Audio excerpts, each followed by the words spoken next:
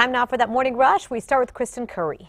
Good morning. Little bit of freezing fog out over the southeastern plains this morning. That clears as the sun comes up and mixes out. As far as what's going on here in Albuquerque and most of the state, sunny skies today. That sunshine returns again tomorrow with nice warm temperatures to finish up 2017.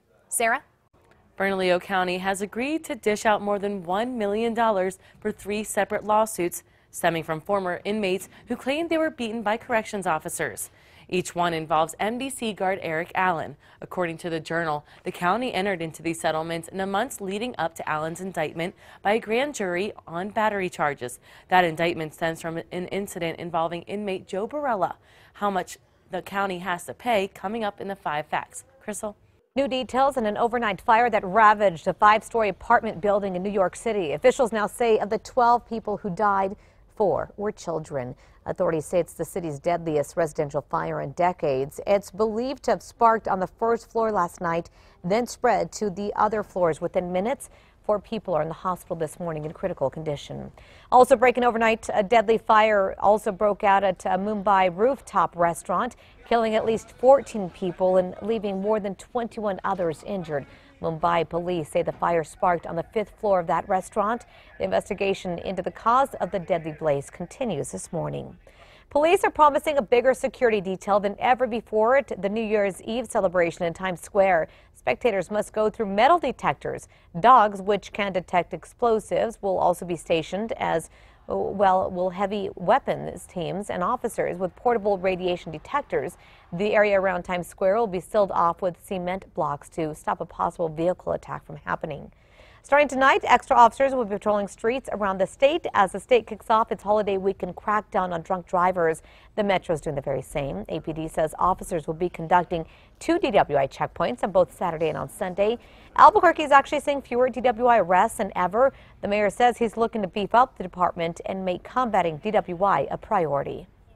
Dangerously cold temperatures and significant snowfall continue for the northern tier of the lower 48, and officials are urging people to assist the homeless and elderly. Wind chill advisories are in effect for much of the northeast, and experts are warning people to protect themselves against hypothermia and frostbite. Warming centers have been set up in places including Cincinnati recreation centers. Bringing us back to home, not a concern. I mean, our temperatures are cold this morning, but we are going to be looking at a very nice warm up today, leaving us 15 degrees above average this afternoon in the 60s. Sunshine, light winds out of the west, no threat today when it comes to weather concerns here in Albuquerque. Crystal? This morning, a trainer from a local gym is starting his fight against a rare cancer at a treatment center in California. On December 11th, doctors diagnosed 22-year-old Alex Jaramillo with BPDCN. Jaramillo's boss and owner of Elite Physique, along with a handful of members, stepped in to help raise $20,000 to help him with his treatment. New facts this morning: gene therapy could provide long-term protection against HIV. Scientists at UCLA engineered blood-forming stem cells to carry specific genes to make cells to detect and destroy HIV-infected cells. The cells that the engineers come up with will remain for more than 2 years, which researchers hope could help create long-lasting immunity from the virus that does cause AIDS. On to new news this morning. MDC is getting a multi-million-dollar energy-efficient upgrade. The Journal reports county commissioners agreed on $13.9 million worth of upgrades. The county says money saved on utility bills will be enough to cover the cost. Among the upgrades, adding LED lighting, replacing the heating and AC system, and adding solar panels. Construction is set to begin in January. On to news happening now. A New Mexico songbird will remain an endangered species despite pushback from industry groups. A petition was filed back in 2015 saying the willow flycatcher was not endangered. However, the U.S. Fish and Wildlife Service announced the southwest bird will keep its protected status.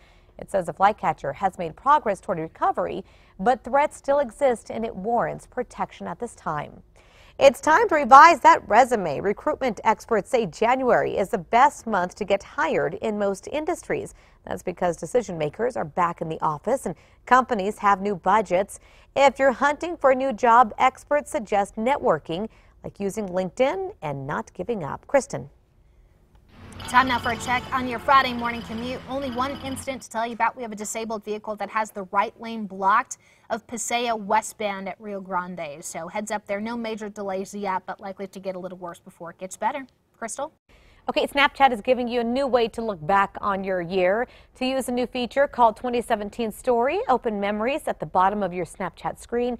If you have enough photos and videos saved from the year, you can create your year in review, and then you can share it with your friends. Seems kind of similar to what Facebook does, doesn't it? All right, talk about big money. The jackpots for this weekend's Powerball and Mega Millions lotteries total at least $690 million. In a very rare event, both games have jackpots well over $300 million. Tickets for the Mega Millions and Powerball sell for $2 each. And I think the next one is what, tomorrow? I got 2 Powerball tickets for Christmas. So did you? We'll see. I'm not here on Monday, you know what? Yeah, I'm hitting you up then. Time for the 5-pack. At number 5, Apple is apologizing to customers for updates that they say slow down your phones. Now, the tech company issued a lengthy apology yesterday for the slowdown, adding they would never intentionally shorten the life of an Apple product. Beginning in January, though, Apple says for a year they're going to drop the price of replacement batteries from $79 to $29. This all comes after the company confirmed the slowdown last week, saying it was part of a feature to prevent older batteries from shutting down suddenly. Interesting. Number 4 now, state senator wants smokers to pay a lot more for cigarettes to help schools. Democrat Tawi Morales from Silver City is sponsoring a bill that would raise taxes on a pack of cigarettes by $1 to bring in $89 million every year to go back into classrooms. If the legislature does pass the bill, a pack of cigarettes would cost around $8.50 a pack.